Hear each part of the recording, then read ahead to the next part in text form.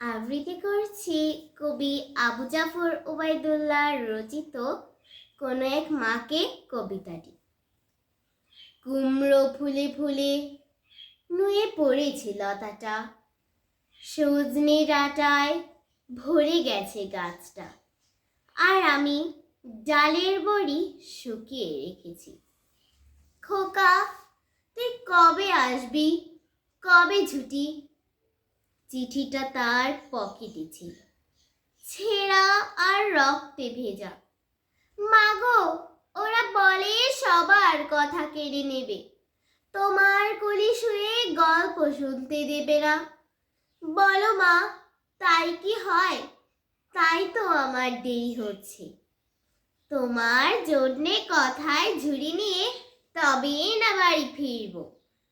লক্ষ্মী মা, রাগ করো না, মাত্র তো আর কটা দিন। পাগল ছেলে, মা পরে আর হাসি। তোর উপরে রাগ করতে পারি? নারকেলের চিড়িকুটে, ওরকি ধানের মুরকি ভাজে, এটা সেটা আরো কত কি। তার খোকা যে বাড়ি ফিরবে, ক্লান্ত খোকা। কুমড়ো ফুল শুকিয়ে গেছে, ঝরে পড়েছে ডাটা, পরিলতাটা নেতানো। খোকা, এলি?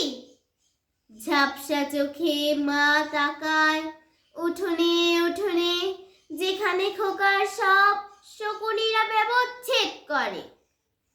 এখন মার চোখে চৈত্রের রোদ পুড়িয়ে দেয় শকুনিদের। তারপর দাওয়ায় বসে মা আবার ধান বানে, বিন্নি ধানের খই পাচে। খোকা তার কখন আসে কখন আসে। এখন মার চোখে শিশির ভোর, স্নেহের রোদে ভিটে পড়েছে। ধন্যবাদ।